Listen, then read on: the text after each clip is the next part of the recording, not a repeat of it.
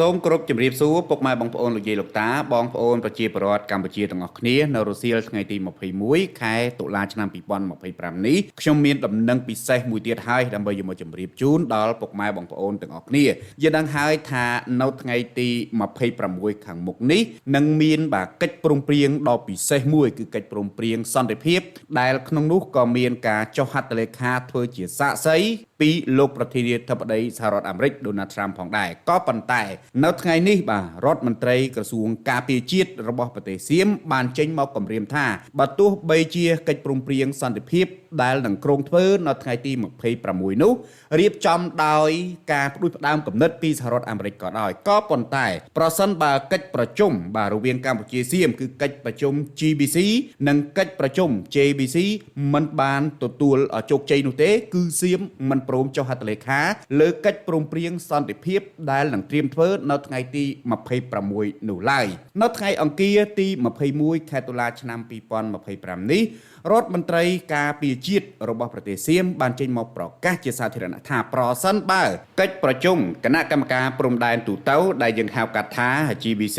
និងកិច្ចប្រជុំគណៈកម្មការចម្រុះព្រំដែនកម្ពុជាសៀមដែលយើងហៅកាត់ថា JBC មិនជោគជ័យសៀមនឹងមិនចុះហត្ថលេខាលើកិច្ចព្រមព្រៀងសន្តិភាពនោះទេហើយក៏មិនមានកិច្ចប្រជុំអ្វីទៀតដែរដែលសៀមយល់ថានាំឲ្យខាតពេលបាត់បង់សេដ្ឋកិច្ចខ្លួនយ៉ាងធ្ងន់ធ្ងរនេះបើយោងតាមការចុះផ្សាយរបស់ข่าวសូត្រដែលជាសារព័ត៌មានរបស់ប្រទេសសៀមការអះអាងធ្ងន់បែបនេះកើតឡើងអំឡុងពេលដែលក្រុមលេខាធិការនៃគណៈកម្មការព្រំដែនទូទៅ GBC កំពុងតែបន្តប្រជុំគ្នានៅឯ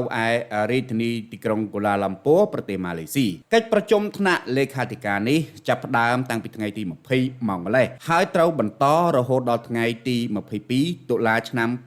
2025បន្ទាប់មកកិច្ចប្រជុំគណៈកម្មការព្រំដែនទូទៅGBC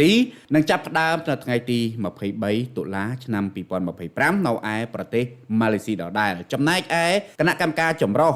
ព្រំដែនកម្ពុជាសៀមដែលយើងហៅកាត់ថា JBC ក៏កំពុងជួបប្រជុំគ្នានៅខេត្តចន្ទបុរីខាងប្រទេសសៀមនៅថ្ងៃទី21តុលាឆ្នាំ2025នេះពុកម៉ែបងប្អូនទាំងអស់គ្នាសរុបឲ្យខ្លីគឺថាថ្នាក់លេខាធិការដ្ឋាន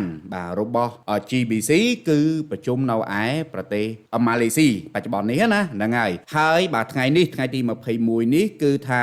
គណៈកម្មការចម្រុះព្រំដែនកម្ពុជាសៀម JBC កំពុងតែជួបប្រជុំគ្នានៅឯប្រទេសសៀមគឺខេត្តចន្ទបុរីអញ្ចឹងបានថ្ងៃនេះឃើញនៅខាងមុខឃើញមានក្រុមបាតកម្មប្រហែលជា30-40នាក់នៅខាងមុខ resort ដែលគេរៀបចំសម្រាប់គណៈកម្មការចម្រុះព្រំដែន JBC ពិភាក្សាគ្នាហ្នឹងណាពុកម៉ែបងប្អូនគ្នាគឺគេចាក់មេក្រូគេស្រែកអាឡេអាឡូដើម្បីរំខាន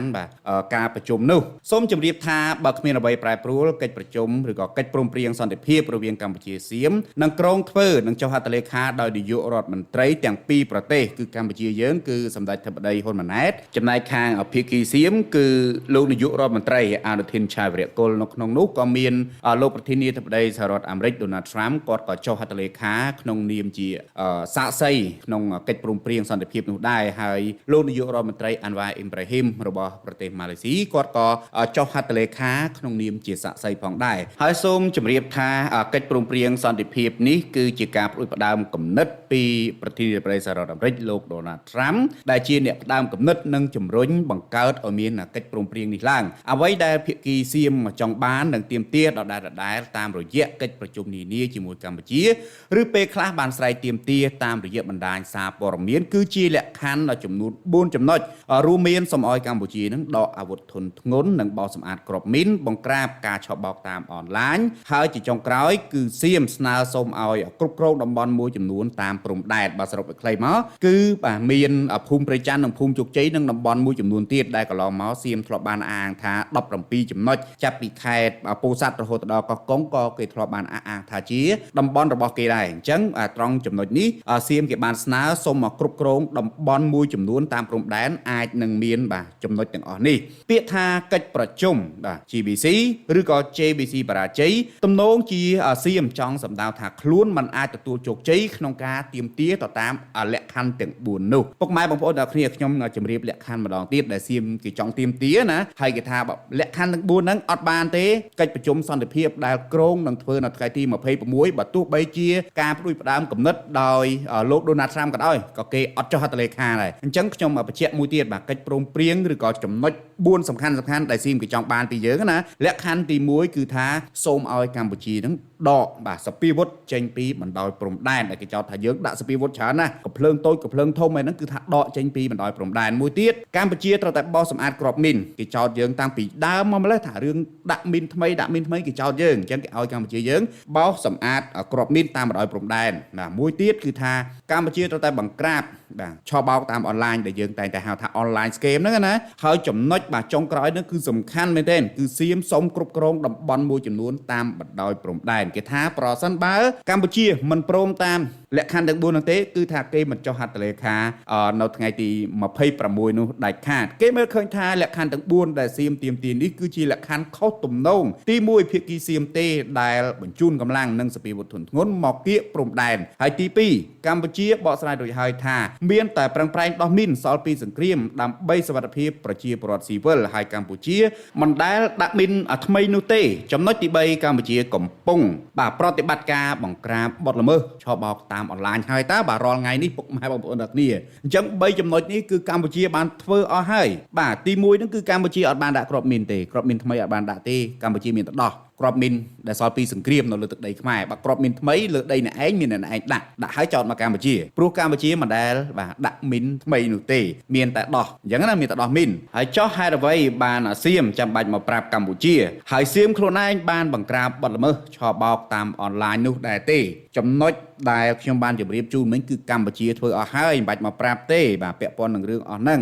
សួរសៀមខ្លួនឯងវិញរាល់ថ្ងៃហ្នឹងបានបង្ក្រាបបទល្មើសឆបោកតាមអនឡាញហើយឬនៅពុកម៉ែបងប្អូនអរគ្នាកន្លែងហ្នឹងខ្ញុំសូមពុកកញ្ចក់បន្តិចឥឡូវហ្នឹងអ្នកដែលនៅពីក្រោយខ្នងអាកាន់ចំបលាំងដែលជាមន្ត្រីនយោបាយដ៏សំខាន់មួយដែលមានឥទ្ធិពលរបស់ប្រទេសសៀមណានៅពីក្រោយអាស្ថាបនិកឡានដឹកអាចហ្នឹងគេកំពុងតែបាទសង្ស័យថាជាមេខ្លោងដ៏សំខាន់មួយដែរក្នុងបណ្ដាញរបស់អ ុក្រិតកម្មឆបោកតាមអនឡាញអញ្ចឹងណាបាទអញ្ចឹងបានកន្លែងហ្នឹងកម្ពុជាដាក់សំណួរសួរទៅវិញថាតើខាងសៀមហ្នឹងបានបាទដោះស្រាយបញ្ហាជាពិសេសគឺបង្ក្រាបបទល្មើសឆបោកតាមអនឡាញហើយឬនៅបាទព្រោះយើងដឹងហើយថាកាលពីថ្មីកន្លងមកនេះមានព័ត៌មានមួយដូចជាតារា model របស់ Belarus ណាគេបានទំនាក់ទំនងមកធ្វើការនៅប្រទេសសៀមចុងក្រោយមកគ្រាន់តែចុះយន្តហោះដល់ពលានយន្តហោះសវណ្ណភូមិនៅក្នុងទឹកដីសៀមពឹបបាទក្រុមឆបោកនឹងគឺចាប់ចម្រិតយកទៅប្រទេសមីយ៉ាន់ម៉ាតែម្ដងអញ្ចឹងណាអញ្ចឹងសៀមគឺសម្បូរខ្លាំងណាស់ពុកម៉ែបងប្អូនទាំងអស់គ្នាក៏ប៉ុន្តែដោយសារតែមានអាសាព័ត៌មានអន្តរជាតិមួយចំនួនហ្នឹងគេសោកលុយសោកអីទៅបិទព័ត៌មានបាទបិទព័ត៌មានអត់ឲ្យចេញតែការពិតហ្នឹងគឺថាសៀមហ្នឹងគឺការឆបោកតាមអនឡាញគឺច្រើនមែនទែនពុកម៉ែបងប្អូនទាំងអស់គ្នាហើយសៀមគឺជាគេហៅថាចំណុចបាទដំបូងគេបង្អស់ដែលក្រុមឆបោកតាមអនឡាញហ្នឹងជាមុខព្រួញដែលបោកមនុស្សឲ្យចូលមកមានន័យថាក្រុមអ ுក្រិតជនដែលឆបោកតាមអនឡាញហ្នឹងគឺថាយកប្រទេសសៀមហ្នឹងគឺជាចំណុចដំបូងដែលបោកប្រាស់មនុស្សឲ្យមកអញ្ចឹងណាអញ្ចឹងហើយគេមានបពពួកក្រុមដៃជើងគេនៅហ្នឹងដើម្បីចាំចាប់បញ្ជូនទៅឯខាងប្រទេសមីយ៉ាន់ម៉ាហើយកន្លងមកដូចជាព័ត៌មានរំសិលមិញហ្នឹងគឺមីយ៉ាន់ម៉ាពាត់ចាប់អាគារ call center ស្អីនឹងអនឡាញហ្នឹងបានរាប់ពាន់នាក់ពុកម៉ែបងប្អូនទាំងគ្នាខាងមីយ៉ាន់ម៉ានោះឥឡូវក៏ចាប់ដើមចុះប្រក្រាបដែរនៅពេលដែលសហរដ្ឋអាមេរិកចាប់ផ្ដើមស្រែកអញ្ចឹងណាពាក់ព័ន្ធនឹងរឿង online scam ហ្នឹងឥឡូវប្រទេសនីមួយហ្នឹងគឺចាប់ផ្ដើមដុតដៃដុតជើងក្នុងការចុះបង្ក្រាបហើយពុកម៉ែបងប្អូនទាំងអស់គ្នាឥឡូវចំណុចទី4បាទកម្ពុជាធ្លាប់បានបង្ហាញផុសតាងរួចហើយថាប្រជាពលរដ្ឋបាទសៀមបានរស់នៅលើទឹកដីកម្ពុជាមួយចំនួននៅតាមព្រំដែនផងដែរអញ្ចឹងណាហ្នឹងហើយពុកម៉ែបងប្អូនទាំងអស់គ្នាដោយអ្វីដែលនាំធ្លាប់បានជម្រាបអញ្ចឹងអ្នកដែលមានសិទ្ធិក្នុងការបាទអាកាត់ហើយនឹងកំណត់ខណ្ឌសីមាព្រំដែនគឺមានតែគណៈកម្មការ JBC ទេណាពុកម៉ែបងប្អូនទាំងអស់គ្នាដែលអាចមានសិទ្ធិក្នុងការកំណត់បាទកន្លែងណាព្រំដែននៃប្រទេសណាមួយអញ្ចឹងណាហើយសម្រាប់កម្ពុជាយើងដោយខ្ញុំធ្លាប់បានជម្រាបកន្លងមកអញ្ចឹងគឺយើងបាទកាន់យកផែនទីដែលយើងធ្វើតាំងពីឆ្នាំ1904និងឆ្នាំ1907 កាលហ្នឹងគឺគេហៅថាសន្ធិសញ្ញាបារាំងសៀមអញ្ចឹងណាដែលຂະຫນាតផែនទីគឺ1លើ2សែនខាងសៀមគេកាន់រឿងអីអាហ្នឹងជារឿងរបស់គេអញ្ចឹងកន្លងមកខ្ញុំក៏ធ្លាប់បានជម្រាបឲ្យដែរណាពុកម៉ែបងប្អូនទាំងអស់គ្នាផែនទីកម្ពុជាយើងគឺយើងធ្វើនៅឆ្នាំ1904និងសន្ធិសញ្ញាឆ្នាំ1907គឺគេហៅថាផែនទីបារាំងសៀមអញ្ចឹងណាហើយຂະຫນាតផែនទីរបស់យើងហ្នឹងគឺ1លើ2សែនសម្រាប់ខាងសៀមវិញគឺជាផែនទីដែលគូសដោយឯកតោភាគីខ្លួនឯងហើយយើងក៏អត់ដឹងថាផែនទីដែលសៀមកាន់បើយកមកប្រើហ្នឹងគឺថាគូសវាសនៅឆ្នាំណាគឺយើងអត់ដឹងទេណាមួយយើងអត់មានអីត្រូវដឹងទេដោយសារតែផែនទីហ្នឹងយើងអត់ទទួលស្គាល់ទេអញ្ចឹងណាពុកម៉ែបងប្អូនទាំងអស់គ្នាបាទអញ្ចឹងសម្រាប់វីដេអូនេះខ្ញុំគ្រាន់តែចង់ជម្រាបជូនអំពីការគម្រាមរបស់រដ្ឋមន្ត្រីក្រសួងការពារជាតិរបស់ប្រទេសសៀមគេថាប្រសិនបើកិច្ចប្រជុំទាំងពីរគឺ GBC និង JBC ហ្នឹងអត់ទទួលបានលទ្ធផលទេគឺកិច្ចប្រជុំពិសេសឬក៏គេហៅថាកិច្ចព្រមព្រៀងសន្តិភាពដែលនឹងក្រុងធ្វើនៅថ្ងៃទី